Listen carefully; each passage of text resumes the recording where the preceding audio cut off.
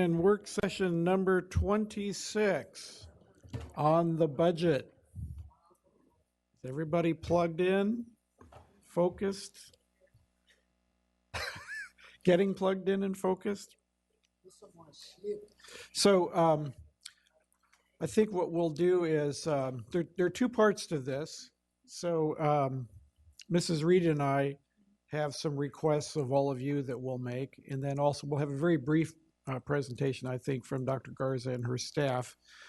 Extremely brief. We had hoped that the work of the task force would have been reported to us today, but they've been needing a little more time, as I understand, and so that's going to be coming to us in November, right? So Dr. Garza, why don't I, before I make any mistakes here, why don't I turn it over to you? Actually, we're still on the original timeline with our budget task force. They were always scheduled to present. We were actually scheduled to present to you their recommendations on November the 9th. My mistake. No, that's okay. And so, but we have adjusted their timeline. So that's what you're speaking of probably.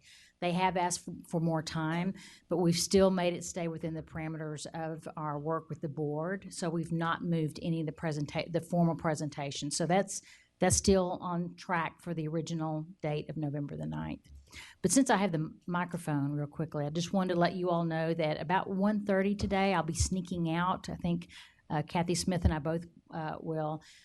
It's really good news. You know that Kimberly Scott, our Teacher of the Year, Fairfax County Public Schools Teacher of the Year, was selected as Region 4 Teacher of the Year. And as such, she is now one of 8 finalists for Virginia State Teacher of the Year. And so the ceremonies and all the festivities are tonight at the Governor's Mansion. And so we have been invited by Kimberly Scott. And so we're going to be representing Fairfax County Public Schools at that event. So we're very excited about it. So about 1:30, I'm going to sneak out capable hands on some very exciting presentations this afternoon. And we're looking forward to them. So bring home the gold. So, Mrs. Michael, do you want to make some brief comments, and then when you're done with your presentation and fielding questions, then Mrs. Reed and I will make some requests of board members. Yes, I do want to talk about this particular topic very, very briefly. I do want to comment that we've had many, individuals who've weighed in on the budget conversation. This work has been underway for many months, as has been our budget development timeline for many, many, many years. That work starts in the summer, begins in earnest as we start the school year, and this year has been no different, with the exception of we have some challenges ahead, and we wanted the community to have a say in that process. And so we're very appreciative of individuals who've gone online and used the budget tool. I've gotten great feedback from the community, and today you're going to hear a little bit about what we're hearing from individuals who've gone online and used the tool. But I've also heard it's been very instructive for our stakeholders, parents, teachers, and other community members. I also want to take this moment to compliment our budget task force. I know there's some folks in the room that are on our budget task force. This group was given a daunting challenge, but I will tell you, I'm very impressed and appreciative for the seriousness for which they have approached the issue, the time that they've devoted to this work. Of course, they're still working hard at it, but I'm deeply appreciative of how much time they've devoted to this important topic. We are continuing to monitor changes across the state. People will often say, well, your number keeps changing. Well, the number is likely to continue to change. It always has. And in fact, up until December, we're anxious to hear what the governor's budget will look like. We won't know that until December. We're still monitoring what happens with VRS, the LCI, some of the other things that we know will continue to evolve over the coming year. But we are hopeful that we will receive good news from the governor as he makes his budget public in the coming months. As a word of caution, though, as these numbers continue to evolve, our best case scenario is we have cuts around $50 million. It's kind of our best case scenario, and it always has been. We've been developing scenarios so that we're prepared for whatever happens moving forward. But a word of caution: even a $50 million cut is very, very difficult. And so I will, and individuals who I've encouraged to get online and go through the budget tool, they will say the same thing. I will tell you, working closely with the task force, it's arduous even to get to 50, just because we've had so many years of cutting. Everything left is very, very painful to consider. So I will just kind of set the stage for that. I know that Mr. Velkoff and Ms. Reed will have some, I think, ask for the board moving forward. But today I think we're going to share with you just a brief update of where we are, kind of some feedback we've gotten from the budget tool. And I would encourage you also to really go through the list, and we'll talk more about that in just a little bit. So Kristen, I'll turn it over to you now. Thank you. So the Budget Task Force, as Dr. Garza has said, has met 8 times, and they've really continued in their thoughtful deliberation. So as a result of that, they've added 2 additional meetings to their schedule to allow continued time for further discussion and to complete their work. And those 2 dates that were added were October 20th and November 4th. So they will present their recommendations at the November 9th work session as was originally scheduled. When we look at the budget proposal tool, to date, we've received more than 3,000 submissions. Those are from 3,000 individual people. That includes community members, employees, parents, and students. That at the time of the submission, we asked them to submit a survey. So we've really been trying to gain feedback because this is the first time we've used a tool like this. And to date, we've received about 1,500 survey responses, which is a rate of around 50%, which is really quite good, particularly when you factor in how long it typically takes to work your way through the survey or the tool itself. So we're really pleased with the survey. So when we look at who has completed the survey, the majority of the respondents have been between 36 and 56 years of age, and approximately 65% of them have students in FCPS currently. When we asked them how familiar they are with FCPS's budget, 9% reported that they're extremely familiar with our budget, 17% said they're very familiar, 40% moderately familiar, and then 21% reported being just a little familiar, and 13% said not at all. So what we think this indicates is that we've really reached out to people who we don't typically talk to as part of the budget process, right? We tend to see people who've been very experienced with the budget engaging in our community type meetings. So to find that we're really reaching people that have said they have very little or not much at all experience with the budget, I think is a really good sign. So when we asked them how easy was the tool to use, 69% indicated that the tool was either very or extremely easy to use. 23% said it was moderately easy to use, and only 7% reported somewhat or not at all easy to use. We had provided online instructions to help them with the tool, and 92% of respondents said that the instructions were very helpful.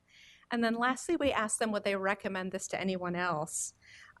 And when we look at that, 77% said they were extremely likely or very likely to recommend this budget proposal tool to someone else. Of the remaining respondents, 16% indicated they were moderately likely to recommend the tool to someone else, 4% said a little likely, and only 3% reported that after using this tool, they were not likely to recommend that someone else use it. So the budget proposal tool, we've pulled that data to share with the Budget Task Force, but that tool is going to remain available online. So we're still encouraging the community to continue to submit data that we'll have available, which will be very helpful. So when we look at the attachment that's posted, which is the budget calendar for FY17, just to highlight some of the dates that are coming up. November 9th, as I mentioned, is when the Budget Task Force will present their recommendations at your work session. On November 24th, we have that joint Board of Supervisors School Board meeting where we'll look at updating our fiscal forecasts. So at that point, we'll have an opportunity to share updates with you. We are expecting the governor to release his budget somewhere on or around December 17th, and then the superintendent will release her proposed budget on January 7th, 2016. So as we move through the remainder of these dates, some of the other key dates in this calendar are on February 16th. The Fairfax County Executive will release his FY17 advertised budget plan, right? And then on March 1st, the County Board of Supervisors is going to advertise that maximum tax rate. So that's the highest possible rate. That'll be March 1st. After that, we're hoping we'll know about the state budget in March. And then we have the chance to present our budget to the Board of Supervisors on April 5th as part of their public budget hearings. And the county will make their final budget decisions likely on April 19th as part of their pre-markup or markup. And at that point, they'll determine both the transfer to FCPS, the county's budget, as well as the tax rate. Then the county will formally adopt that budget on April 26th. Following that, we have all of the dates in terms of the school board for budget work sessions, public hearings, and we're scheduled to adopt the final FY17 budget on May 26th. Ms. Evans. Yes, thank you. I had asked you a question over the weekend. Thank you for responding so quickly, Kristen. The VRS, we have some potentially good news there. Do we know when we'll know? I know we don't know yet, but We're really hopeful that we'll have information later today that we can share with the board in terms of what that rate is and both the impact on revenue and expenditures. okay. Not all of us have had a chance to read our emails. Can you kind of give us a little bit more context behind the question? Sure. There was a news story last week about the VRS rates potentially being better for us, and so I had sent an email asking what that might mean for our 2017 budget, and we don't know yet is the short answer, but we're hoping to know pretty soon. So that's some potentially good news. I did want to make one quick point is that as Dr. Garza says, we're still looking at a gap of $50 million. Even over the weekend, again, I'm still hearing that it's people are saying just out loud in public meetings that, oh, now it's down to 35 million. I don't know where this is coming from, but somehow we need to make it clear that even though there's good news with the VRS, potentially good news from the governor, that we have no reason. I don't know where this figure is coming from, but it was repeated again over the weekend, so I just mentioned that. You know, I think maybe where it comes from is first of all, I saw had access to an email where the VRS was specifically discussed, and I'm wondering if people lifted that number from that and assumed that that was our shortfall moving forward. I also think when we talk about $50 or $75 million deficit, we're subtracting already. We're already including the 3% potential 3% budget guidance, and so I'm wondering if people then take our 50 or 75 and then subtract the budget guidance, you know, the 3%, that's already been factored in. So the number has not changed. And if and when it does, we'll bring it as part of the discussion with the board with regard to the fiscal forecast. So, you know, that's unfortunate that continues. We've sent out yet a reminder and kind of an update again to the supervisors to ensure that they had the right information. You know, in fact, we sent them the very updated fiscal forecast that was presented to you all at our last work session, emphasizing that, you know, the number has not moved, and the only thing we changed at that point was I think some minor changes with regard to VRS in there. So that's unfortunate. All we can do is continue to have people go to the fiscal forecast where we do show what the actual shortfall is projected to be, minus the 3%, which was the budget guidance, and there we have a little over $70 million shortfall. Mrs. Reed. I wanted to take this time to try to frame the discussion a little bit for today. It's a little ambiguous when we look at the materials that are on the board docs. So we have about 40 minutes left.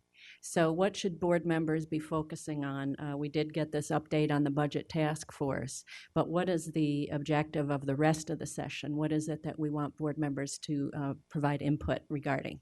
Right, I was going to get to that once we get all the questions about the content of their report. Because yes, we're going to make some requests of board members between things that we want them to do, encourage them to do between now and November 9th.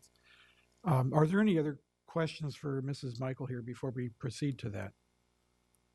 And I'm going to ask one. Do we know the year-end carryover number from fiscal year 15? Yes, if you're asking if we know what our available ending balance was for FY15, Yes. we do know that amount. And I left the details on my folder over there. When we look at our available ending balance, let me walk over and just get the sheet. Brief pause.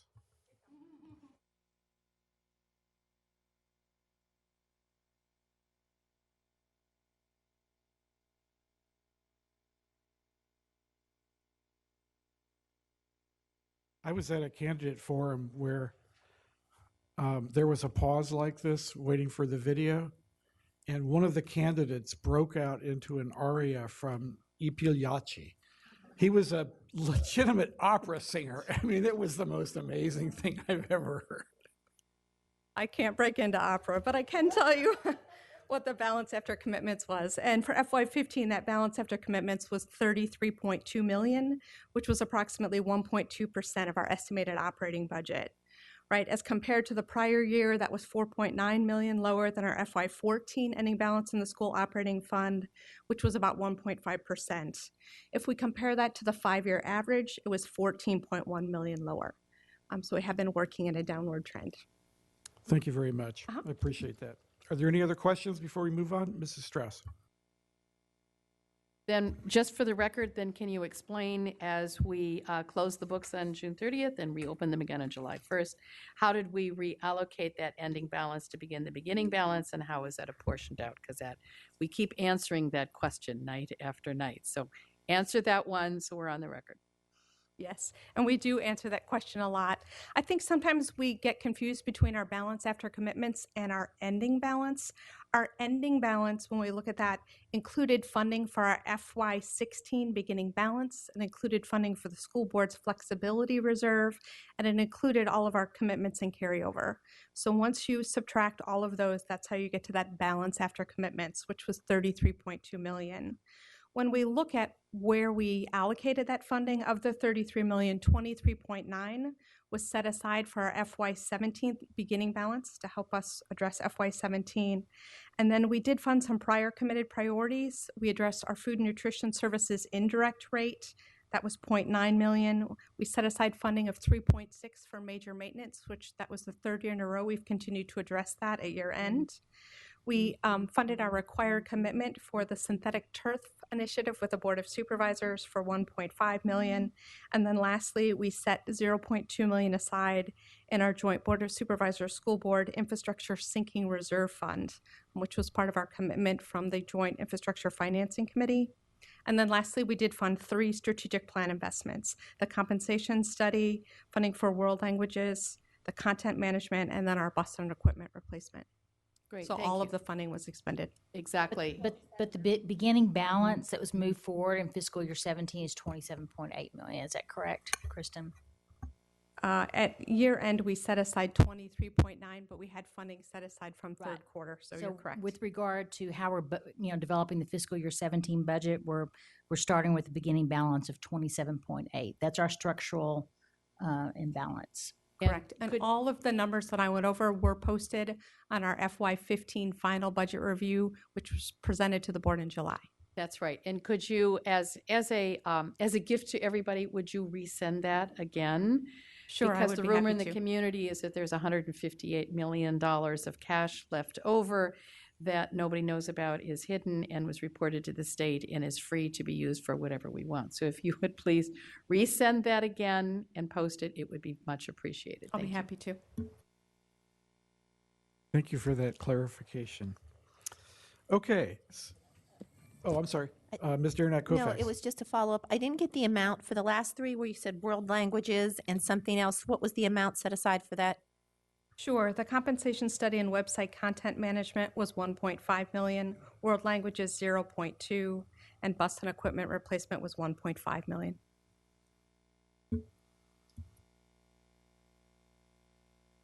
Again, all those numbers are reflected in the year-end agenda. It's narrated line by line in the year-end agenda that was posted in July.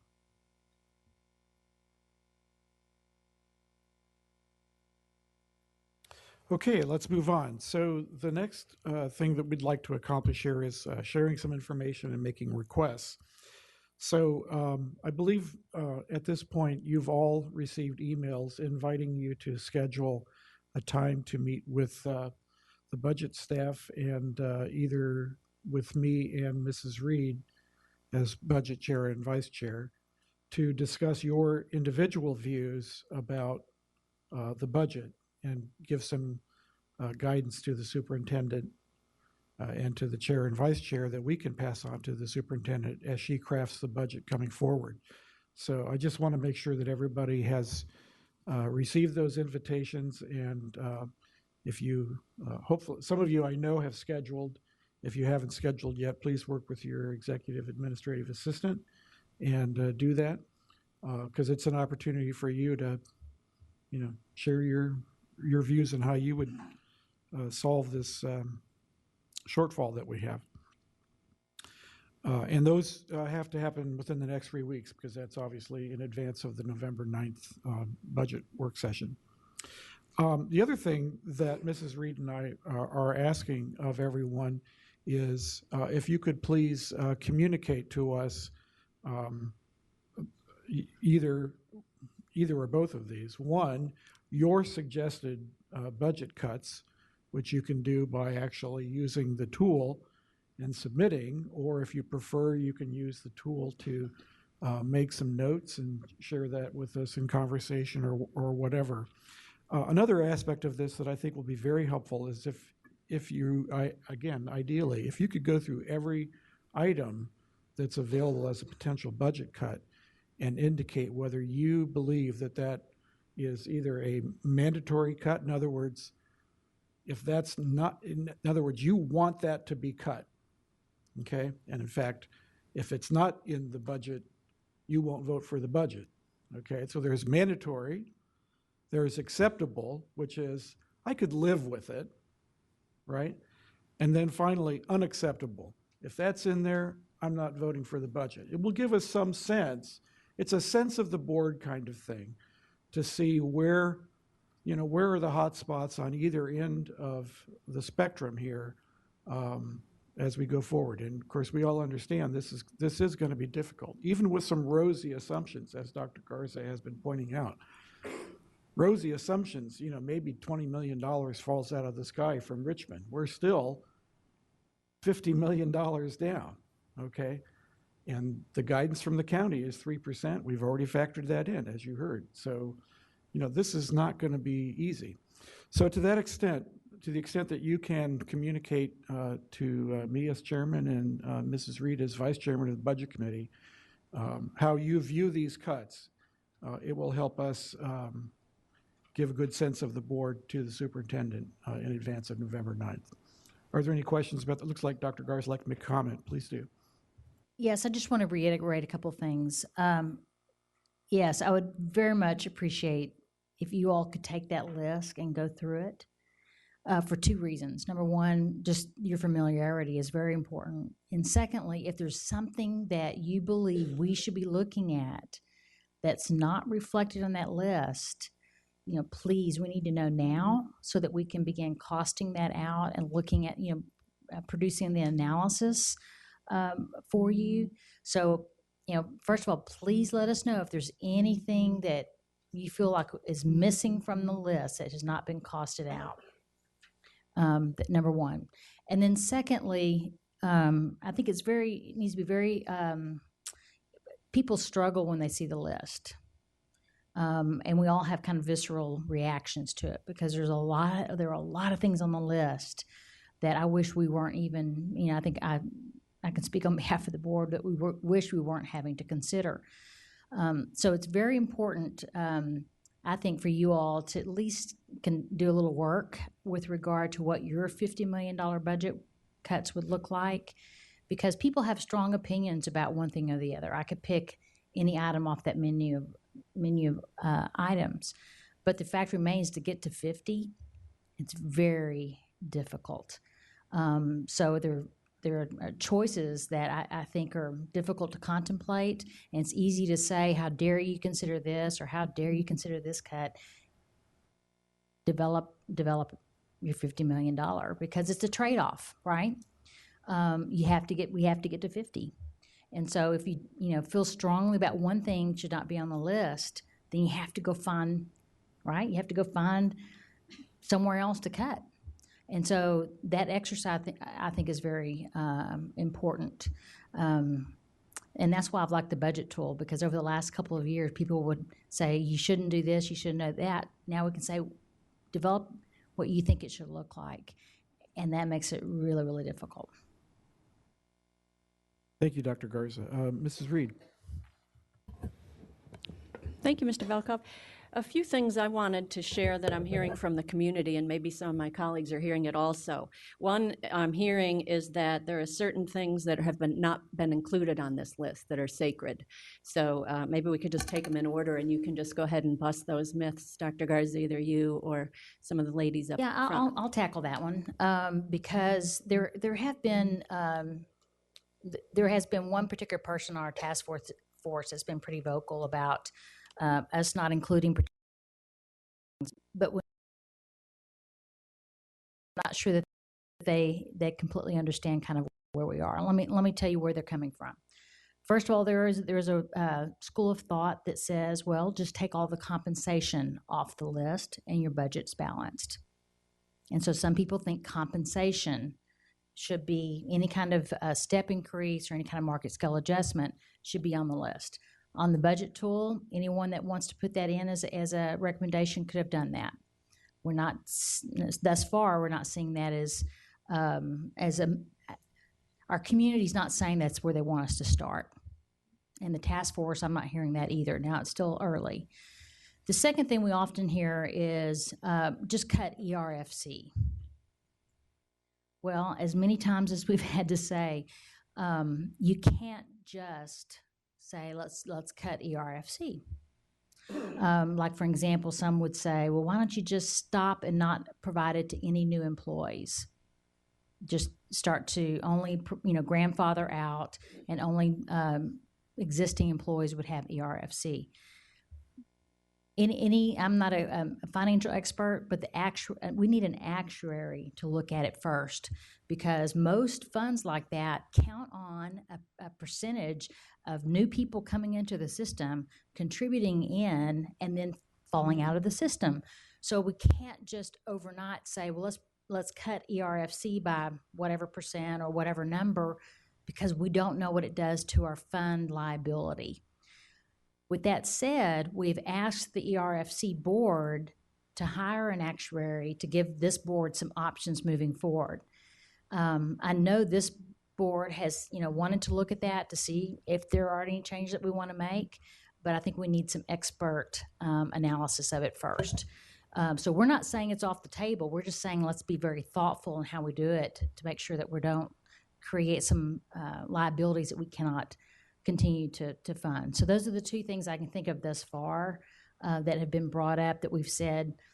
First of all, compensation, you want to include it.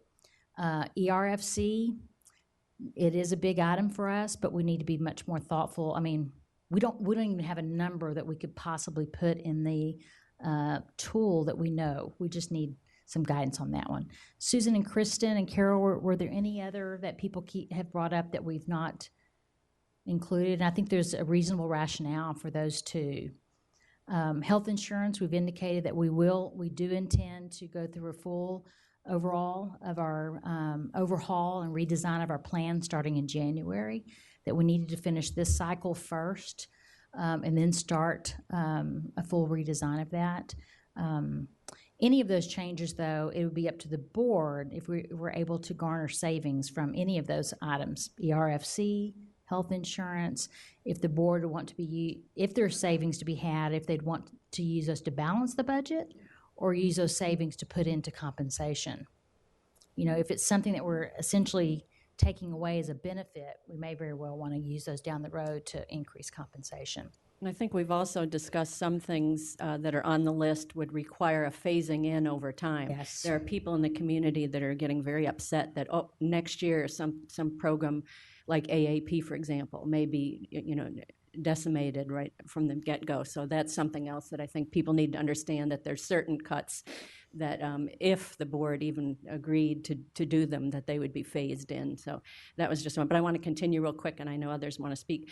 The issue of unencumbered that Mrs. Strauss raised, again, that's in the community, that there's this pot of money over $100 million that is committed but not spent. So can we quickly understand, is that money that the board has any legal or authority to say, look, maybe the staff wanted to do X, Y, and Z, but we want to take that money back? That's the question that's coming up from the community. First of all, it was not, our unencumbered monies moving forward. I don't remember what the exact amount was. It was in our July. If you could pull that up, Kristen. And if you can't answer these right now, perhaps we can send those out and put them up on the FAQs on the website. I do want to clarify just why, since it was brought up. Those are obligations. Those are like purchase orders that schools have out there that at some point we have to close the budget, right? But we still have obligations that don't necessarily, align necessarily when we have to cut off one budget and start the next budget. So some of those encumbrances we have to move to the next budget because there are obligations that we have to pay. You can probably better explain that, but those are purchase orders. Those are supplies and materials that are ordered that just don't come in before the cutoff date. Kristen, you want to elaborate on that? Correct. So in addition to orders that were placed but not yet delivered, we also have carry forward for multi-year grants as well as multi-year projects included in that number. And we've also made a policy decision that I think is a wise one, that we allow schools to carry over 25% of their school-based budget. And a couple of reasons why that's, I think, helpful and a good practice is because it prevents all this last rush to spend money before the budget ends. And it also enables schools to plan for some larger purchases, which quite frankly, because we've been unable to fund a lot of the equipment replacement that we'd like to do in our budget, or even technology replacement, it's really helped that our schools have been able to carry over and plan for that, because they're actually purchasing a lot of the technology and equipment using those monies and able to plan accordingly. So some of it's the school-based carryover, and that's not a lot of money when you break it down by school. Okay, I'm going to continue. I'm going to just add Okay. one more, not to get into too much of the technical aspects of it, but when the community members are looking at balances from our annual school report that's posted to the state, those really only look at your actual revenues and expenditures, okay, what has already occurred to date. So what's remaining at that point are all your commitments that you haven't actually spent, or funds that you're setting aside to balance the 16 budget or 17 budget. It's dollars that you have not spent, but you have committed to spending those dollars.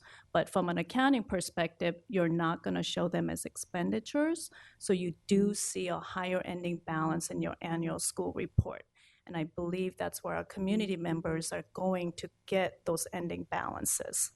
But it's just a difference in your accounting basis for your annual school report versus what you have for budgetary purposes. I definitely think that's one that we should put on the website to clarify, because that's clearly something that's out there in the community and that people have a hard time understanding. Another one is the impacts. As we look at the menu, there was some questions in the community about, well, what would be the impact on the students? Yes, we have the cuts that describe how many teachers positions we would lose, but that was a question that has come up, is I want to make a decision, but I don't really understand the implications of that. So that's something, again, I'm just pointing these things out, and maybe that's something that we could address, or perhaps down the line as we start to really focus in on those handful of things that have the most merit. Maybe that's where we have a fruitful discussion about the trade-offs. And I want to continue here. The relative growth in programs over time, that was something else that has come up that people have asked me about, is there any way of finding that out? In other words, someone said, oh, years ago we started this program, and how much has it grown over time? In other words, did we used to survive on a different level and now it's a higher or lower level. So I know program budget has kind of a snapshot of that, but the question is there any place where a person can go to find out a growth or change in programs expenses over time? So in the approved budget document, we have a chart that talks about changes in instructional programs. But if we change the way we were delivering any program, we would include it in our budget process. So for example, if you're looking at a program, whether it's elementary education, right, as that program is growing, right, it's due to increases in enrollment. If we were to make a change in our staffing formulas or how we're allocating the staffing, we would bring that to the board for a decision. Right, so the growth would really be related to just formulas that the board has set for items like class size or staffing levels, right, that are impacted by enrollment growth, as well as then compensation increases would increase the program cost. But the program budget does detail any changes. So if there's growth, it'll say why. But the changes in instructional programs that are approved by the board do appear in the approved budget document under a chart called Changes in Instructional Programs. Very good, thank you. You might think this list will never end, but I'm almost finished, I promise.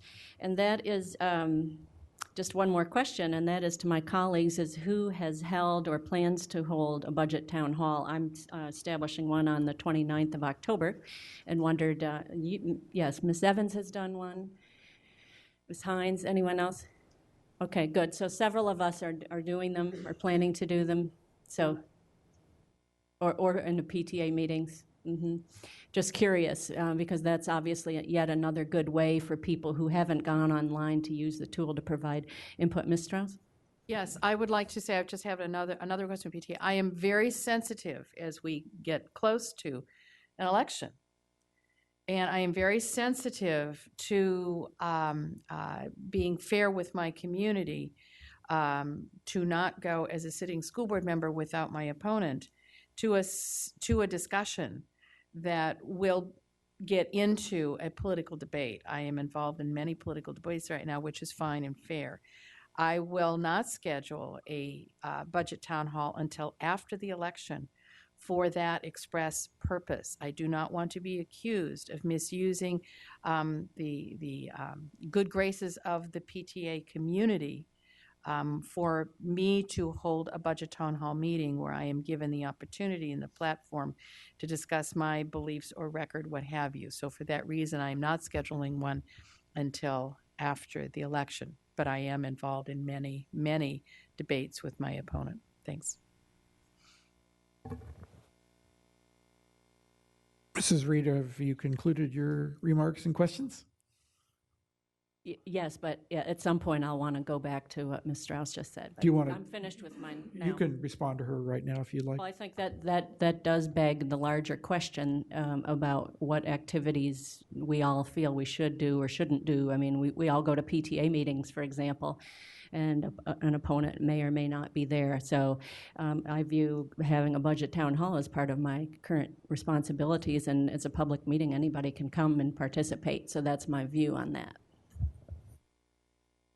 Okay, I had Ms. McLaughlin next and then Ms. Evans. Ms. McLaughlin.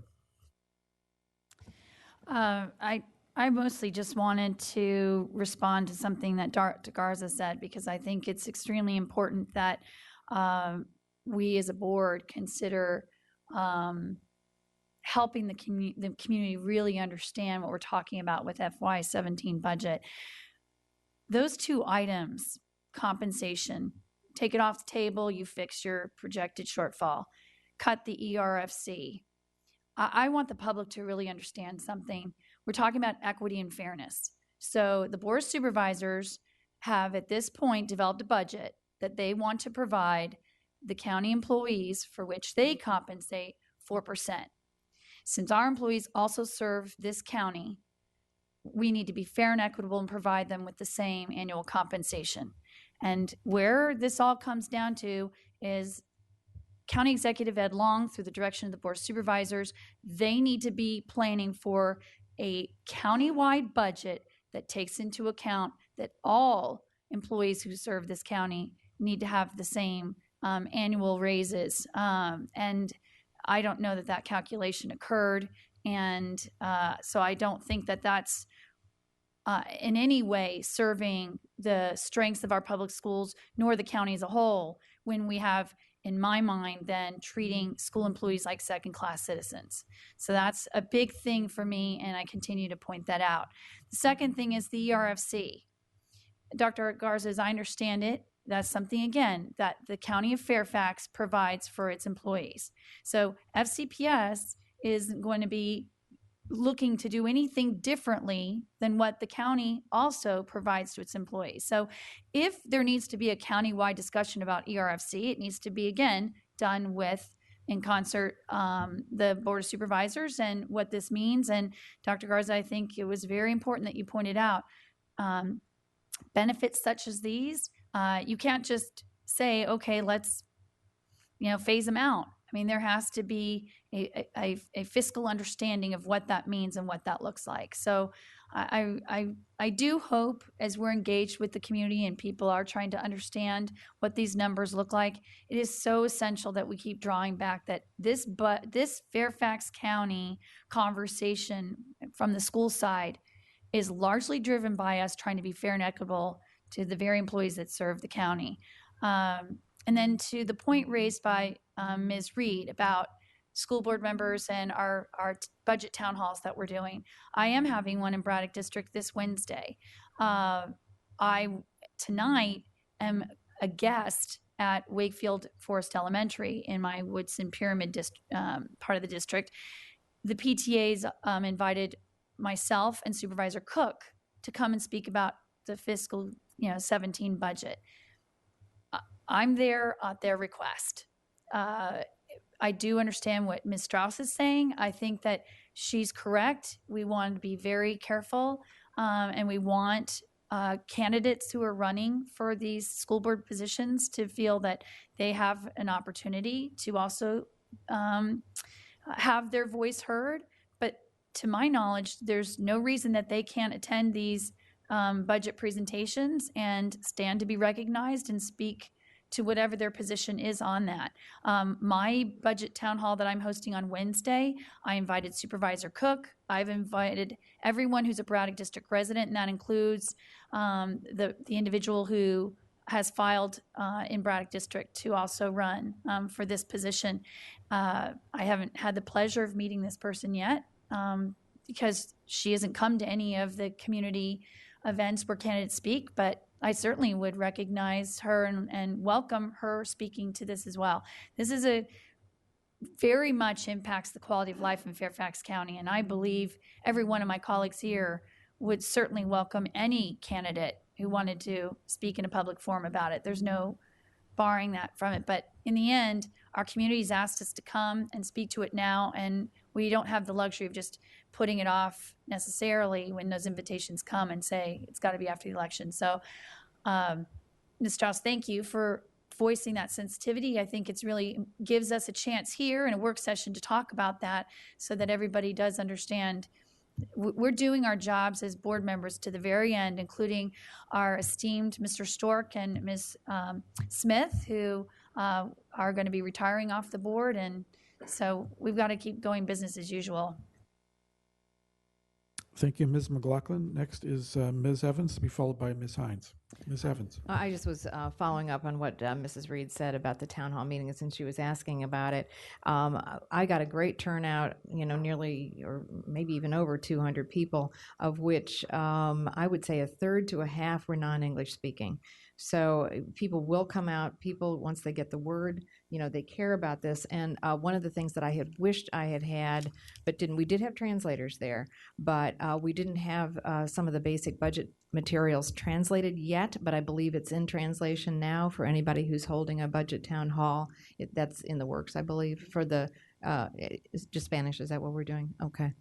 But I think that would be very useful for those of you who have yet to hold your town halls. Thank you, Ms. Evans. Madam Chair. Thank you. A couple of questions. I was at the South Lakes High School PTA meeting a couple of nights ago, and again, I was invited, and so I came, and it was Supervisor Hudgens and I answering questions to the PTA about the budget, the upcoming budget. And one of the questions I had was from teachers who were not sure how they can participate in this conversation. And so I told them, well, the tool is open to everyone, but they were feeling a little bit left out of the process right now. So I wonder if there's anything we could tell teachers, in terms of their voice in this process.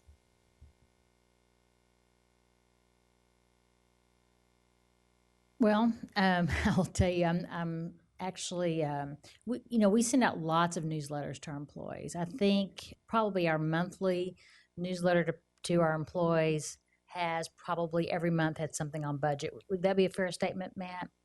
Every month about how they can get involved, what they might need to pay attention to, where they can access the budget tool. So, I think first of all, they need, pay attention to the things that we're emailing out. But I know everybody gets lots and lots of emails and lots of information. And then, our employees are constituents. And so as constituents, individuals who live in this community, they have a right to make their voice be known to their elected officials, whether that be their school board, supervisors, anyone else. So I would say, the process is set up to represent constituents, and so they just need to not let that opportunity pass them up should they want to engage in some way. We might want to somehow remind teachers of that, only because I think they feel they're some of them in a little bit of this limbo where, well, can I advocate as an employee? Am I going to get in trouble? I mean, they're not, but I think some of them worry about that. So if we could maybe include in the messaging that we want their opinions about all of this. And also, parents and students are wondering, well, so you give them the calendar there and they say, okay, so should I wait until February? Should I wait until March to get involved? And I said, no, the superintendent is building her budget now. The county executive is building their budget now. So this is the time to go ahead and email. We get a flood of emails later, it's not really going to help us. So I think that's another message to the community. Do the tool, but also I just got a great email today from a parent who is concerned about cutting elementary band and strings. It was a really very well-written email. And I said, look, can I share this with the rest of my board? And I recommend that you share it with our funders because, we don't have the authority to raise funds. So that's another thing I just putting out there that, now is the time for people to let us know, what's on your mind. You're not limited to the tool. So one last question, Mr. Velkoff, as school board members get in touch with you and or Ms. Reed about our 3 buckets of cuts, the mandatory, acceptable, and unacceptable, how are we going to communicate this? And the reason that I'm wondering is I'm very sensitive to not saying anything out loud and publicly that would undermine the work of the task force right now. We can't be taking things off the table publicly while they're doing their work. So how are we going to have these conversations? I would never do such a thing. Exactly. So, yeah, how are we going to have these conversations between now and the time that we hear from the task force? I'd be I think I can speak for Mrs. Reed as well. Be perfectly happy for you to hand me a written list. If that's, if you want to send it as an email, if you want to give it to us as a handwritten paper, you want to deliver it verbally, whatever form you would like. We're trying to give a sense of the board to the superintendent, right? Because it won't do her any good to put something into the budget if it turns out that there are 8 or 10 people who are putting something in an absolutely unacceptable bucket. Now, of course, if by doing that, there's no way to balance it. You can't put everything in unacceptable. Yes, exactly. At a certain point, right? I mean, if the guidance is don't cut anything from everybody, well, then we're back to the drawing board. Okay, but this is our opportunity to give her, some insight into what we're thinking. Okay. Right. So sort of in an informal way, this does not count as a vote of the board at all. It's just these are conversations that we always have actually at this time as the superintendent puts together the budget. That is exactly right. Are there any other questions, comments? Mrs. Schultz. So we started to get to it, which was what happens with this information. And I'm more concerned about the consolidation. So from what I'm understanding, you and Ms. Reed are going to take 12 people's opinions, and then what? You're going to just collate them and then give them to Dr. Garza? Then why the go-between? Why don't we just give them to Dr. Garza? Oh, you What- can certainly do that. That's why we're having individual meetings. But I'm trying to figure out I mean, purely there was a process that was designed in mind. So what does the process lend to that part of the discussion? Are you synthesizing the data in some way? Are you working with staff with all of this input? I mean, what happens? The intent is that Mrs. Reed and I will have participated in all of the individual discussions. And so between the two of us, we will have a sense of where the board is generally, while each individual member of the board will have a full chance to communicate their individual views to the superintendent. I'm anticipating this is fairly informal. I'm not particularly fond of there being a filter between me and... It's not a filter. Well, I'm asking what does the process, what's the value add to us providing which items we want to cut to two board members, and then that being, I don't know what's happening. Are you just putting the information together for Dr. Garza, or what happens to it at that point? May I weigh in, Mr. Velkoff? This is actually the same thing we've done in previous years, and my only goal is this. On January the 7th, when I present a budget to you all for consideration, and then you all have to act on it in February, I'd like, to the extent possible, for that to reflect the direction that this board wants me to take, because I don't think it serves our division well for that to be something that's absolutely not in line with where the board wants to go. So our goal was for myself and either Ms. Reed or Mr. Velkoff to meet with every board member so we can have a more in-depth conversation. It's hard when 12 of us, and just to really get a sense of kind of what you want me to be thinking about as I develop the budget that I'll present on January the 7th.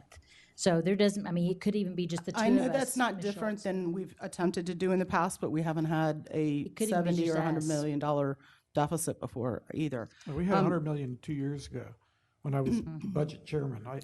So the other question that I have about, well, actually I have two other questions. One is, and maybe Ms. Quinn or Ms. Michael, the difference, and I think Ms. Reed had gotten to it a little bit, between unencumbered and encumbered, and really the difference between attributed versus actually encumbered. Because encumbered is we've signed a contract and we just haven't received an invoice and we haven't paid the bill. And whether or not some of those quote unquote obligations are not actually obligations, has anybody had the opportunity to evaluate those in terms of a pullback to see if there's any savings potentially there? So when we look at what you would consider not encumbered, it would be the school and project carryover, right? So we have allowed schools to carry forward up to 25% of their unspent balance. And if we want to change that policy, the board certainly could. In my experience in previous organizations where I've worked that didn't have this policy, once that change was made, people just really started on this use it or lose it approach and just spent it, even on things that weren't well thought through and things that didn't make the ultimate best difference in the end. But that would be the pieces that you're talking about are the school. It's primarily the school carryover. But there's also multi-year projects in there as well. The reason I ask this is I'm going back to, and I'm going to stretch everybody's memory, to I think maybe our first year on the board during a retreat. I talked about having potentially a program where teachers identify, or educators in the classroom identify potential savings, like they know where the waste is, and that there's a spiff, there's whole states that do this. And I'm just thinking that it's one thing if we identify it, it's another thing if it comes from there. Are you saying that the only encumbered funds, though, are campus-based? That's it? There's no, the school-based? Or are there any, I mean, there's got to be contracting or other encumbrances. And the difference between truly encumbered, which is there's a contractual obligation that we've yet to receive an invoice for, versus we have, an open purchase order, or we thought we were going to get something. That's really kind of the buffer area where I'm talking about. So departments are allowed to request critical needs carryover, which is in that case, that would be something that you're talking about. So if they have a planned thing that they want to complete, but it doesn't get completed prior to the fiscal year end, right, they are allowed to request carryover. It's not like schools, it doesn't happen automatically. They have to request it, but we do have a small amount of that carryover as well. Do we have any idea? I guess my question is anybody taking a magnifying lens to that to see if there's places that we can pull back? Because I'd rather pull back on things we thought we might want to do rather than cut something someplace else. Do you see what I'm saying? I do, and we do look at those each year. I would, again, remind it's one-time funding. So if we took that funding back, it's only one-time funding. It's not funding that recurs each year. So thinking in terms of using that to balance the FY17 budget, we've really worked hard to not use one-time funding to help us address recurring expenditures, but we do review those each year. Okay. I guess for a next step, I guess I would ask if there's some kind of an evaluation of that. The other question I have has to do with the September membership, Dr. Garza, that we got on being down 2,115 students. And I guess I'm sort of... From the projection. From the projection. Yes, be clear, yeah. But the projection is what drove the budget, did it not? Yes. Okay. So I was looking at the Q3 actuals from our report, and the Q3 actuals had spending at $17,086 per student, with the next year's projections being $14,417. I'm not sure. If I may interrupt here, can we confine the question to whatever has happened with enrollment with respect to how it affects? I haven't even finished my question, so how would you know that it doesn't have anything to do with it? So I appreciate the opportunity. There's a lot of background here. So in what respect is this affecting? I'm getting to it, Mr. Velkoff, if you'd let me finish my question, please. Please go ahead. So the 17,086 versus the 14,417, and then we reported to Waby 13,521. I don't care which of those numbers you pick, whether it's the 13,005 or the 17,000 actual that we reported in Q3, but if you take that number of students times any of those figures, we're at like $28 to $33 million effectively overfunded by students not coming. So did we, in that early staffing push that we did, because we were able to back up the staffing to try to get, because I am hearing from principals that we're losing teachers or teacher candidates because we go so late. But did we staff up for those 2,000 students, and now we have staff for 2,000 students that didn't show up? We actually have very tightly monitored the staffing process, probably more tightly than ever before. There were varied staffing meetings throughout the summer, even leading into at the beginning of the school year, and then we even pulled teachers out of schools who did not meet their staffing numbers. So if it was uncertain whether or not they were going to meet their numbers, we didn't fill positions. If we filled positions thinking they would get the numbers and they didn't, in the first 10 days, we pulled teachers. No, but I don't So- understand. Excuse me 1 second, please.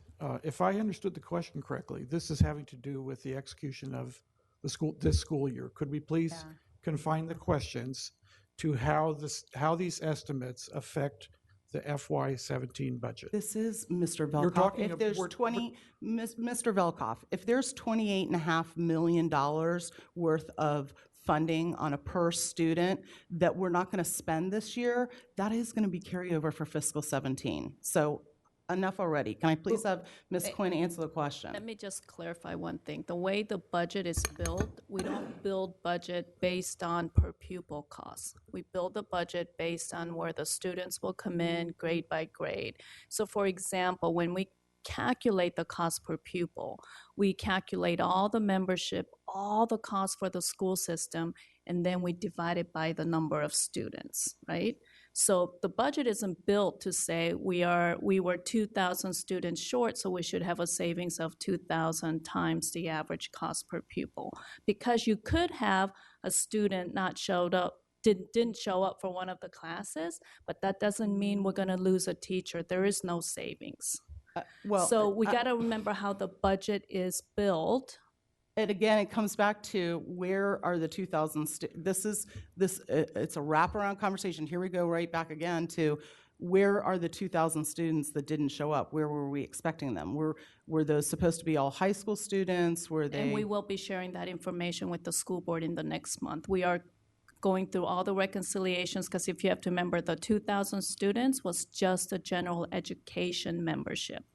We're still counting our special ed students. So in total, the net amount, we don't have the final number yet for this school year. That will be coming to the board later. Okay. And to tie this into the fiscal year 17 budget, as we'll continue to report out on this over the coming months, the board's very familiar that we do this on membership. We'll look at cost, real cost of growth. How does that affect this current year budget? But it'll also be reflected in fiscal year 17 budget. As our growth is compressing, we'll be able to reduce potentially how much it's costing us with regard to growth. What do you mean our growth is compressing? You mean? As our growth is slows. Okay. Thank you. Okay, We'll be able to still, reflect it in fiscal year 17 budget. When we get those numbers in the next month, because this is so entwined in the fiscal 17 discussions that we're needing to have earlier and earlier, I think that's essential, because if it's 2,115 students who didn't show up that we thought were going to show up, if it's a 1 here and a 1 there and a 1 here, or if it's a population hot center, it definitely substantially affects how we're doing things. I've said it for 4 years. If we don't have the numbers right, everything else afterwards is wrong. So enough on that subject. The last question I have, which is very brief, is has ERFC ever been brought up by the Board of Supervisors, or have we, if they're doing it and we're doing it, has the ERFC discussion ever been had with them? Okay, well, instead of it just being on our side of the table, I think that should be part of the discussion with them. If it's being brought up for us, I think it needs to, that's kind of the collaborative side, is like, listen, if it's being brought up on us, it's maybe because the lens of the deficit is on us right now, but I think that opening that as hey, listen, this is a two-way street, and if we're going to have this discussion on this side, there needs to be a mirror conversation, and of a whole, if ERFC is a county-wide issue, what is the implication if you look at it across, instead of it just being on this side? Because that's an imbalanced discussion, I think. So let's balance the discussion. Okay, I think all the questions have been raised. I'm just going to make a couple of points before we close. Ms. McLaughlin raised a couple of very important points. One having to do with employee compensation, and the second one having to do with the budget guidance.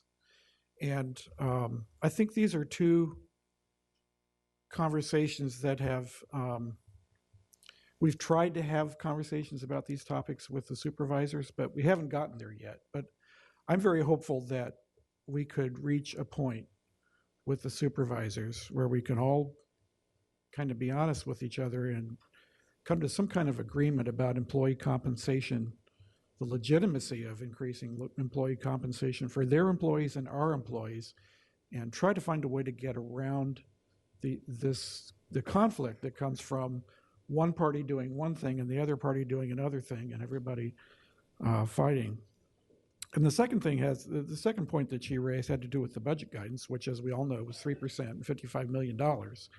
And we've attempted to try to be part of the conversation in the development of that budget guidance and have so far not been able to influence it to the degree that we would like. But I think it's intertwined also with this question about employee compensation. You know, if we could get to the point with the supervisors that they're having a conversation with us about that budget guidance instead of simply giving us a number, we'll be miles ahead.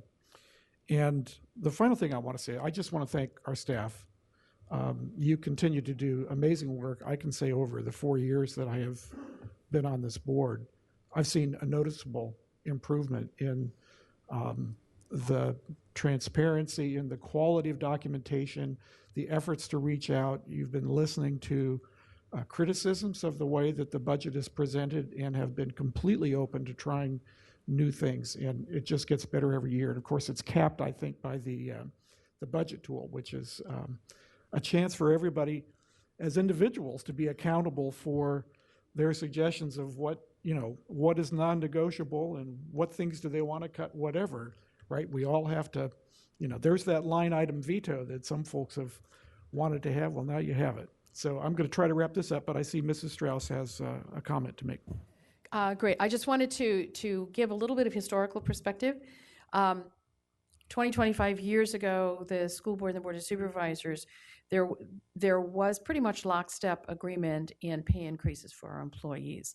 Just as a background, after 9/11, and there was a great deal of citizen outpouring and thankfulness for police and fire, that created a national interest and lens in how we compensate and make sure that our public safety people are compensated appropriately. This was not just a Fairfax County, but it was interesting that created a different tone.